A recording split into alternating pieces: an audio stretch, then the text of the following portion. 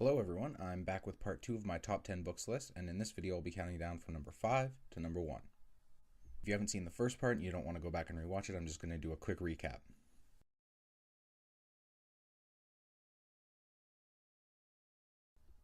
And so, without further ado, I'll move into my top 5.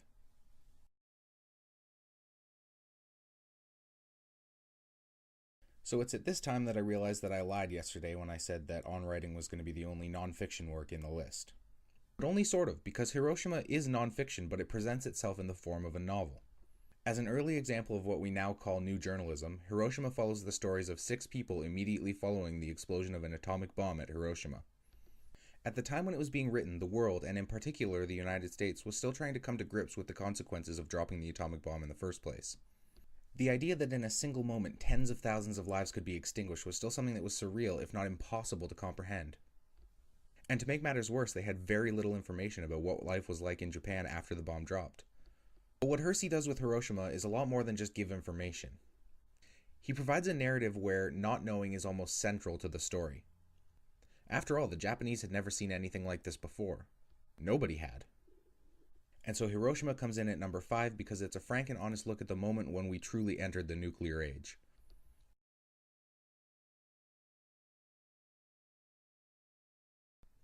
Coming in at number 4 is The Hitchhiker's Guide to the Galaxy by Douglas Adams. The story follows main character Arthur Dent, a sort of curmudgeon-y British man in perpetual search for the perfect cup of tea. After his home is demolished in more than one way, he's thrust on a series of adventures with wacky and zany alien characters. Everything from his confused best friend Ford Prefect, who initially thought cars ruled the Earth, the two-headed galactic president-on-the-run Zaphod Beeblebrox.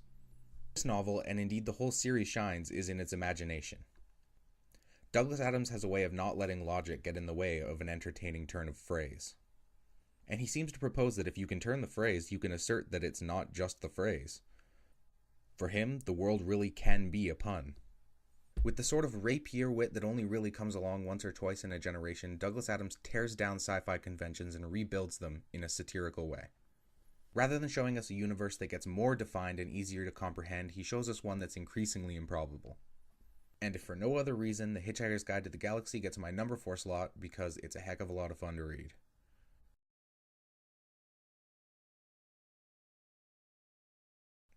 At number 3 is the only graphic novel in the list.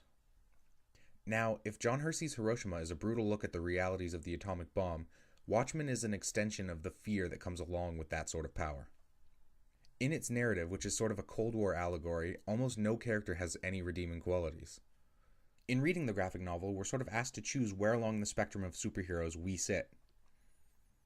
On one end, we have the all-powerful but unsympathetic Dr. Manhattan, while on the other end, we have the raving lunatic Rorschach. But I think we're supposed to fall somewhere in the middle, somewhere along the lines of the character Night Owl. The problem with this is that compared to people like Rorschach and Dr. Manhattan, Night Owl almost has no power. All he has is the ability to balance between being slightly stronger than everyone around him and slightly smarter. As the threat of some non-specific nuclear event grows throughout the novel, these characters have to decide how to react to it, and more importantly, how to react to each other. I won't go any more in depth than that, but if you do read it, keep an eye on the comedian. He's definitely my favorite character. Disclaimer, I do not condone the comedian's actions throughout the plot of this graphic novel. I only recognize their significance to the story.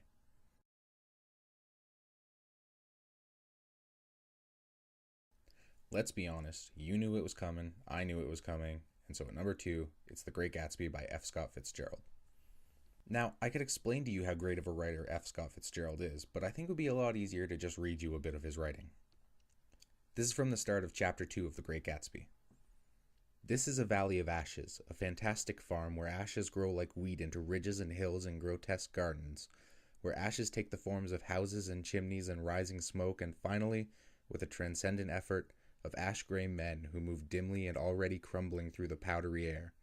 Occasionally a line of gray cars crawls along an invisible track, gives out a ghastly creak and comes to rest, and immediately the ash-gray men swarm up with leaden spades and stir up the impenetrable cloud, which screens their obscure operations from your sight. Now, nobody, and I mean nobody, does description quite like F. Scott Fitzgerald does.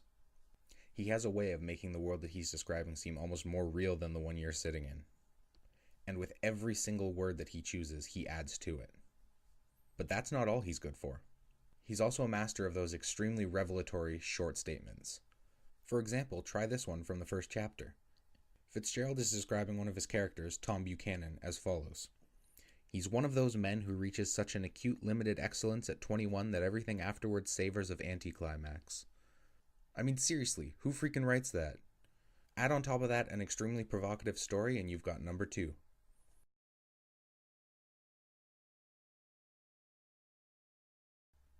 Now, my choice for number 1 may come as a surprise to some of you. I mean, Cloud Atlas isn't exactly on a whole bunch of people's reading lists. Should be. The reason that it's number 1 on my list is because, in a way, it sort of encapsulates literature. The novel itself contains 6 different stories separated in the middle into 2 different parts. So moving from chapter to chapter, you get story 1, story 2, 3, 4, 5, 6, 5, 4, 3, 2, 1. And what makes this such an impressive feat is that each story is written in a distinctly different style. What's really important is what's the same through each of the stories. They all involve one character who has a distinctive mark. And I think that David Mitchell uses this technique to show that the perspective isn't really shifting every time. We may be seeing through different eyes, but it's still us seeing. We are all the characters. So to me, what the novel is an exploration of the relationship between circumstance and identity. After all, if all of these characters are the same person, then the only thing that changes is what they're born into. With that in mind, I highly recommend that everybody who watches this video and everyone who doesn't goes and reads this book. It can be cumbersome at points, but it's totally worth it in the end.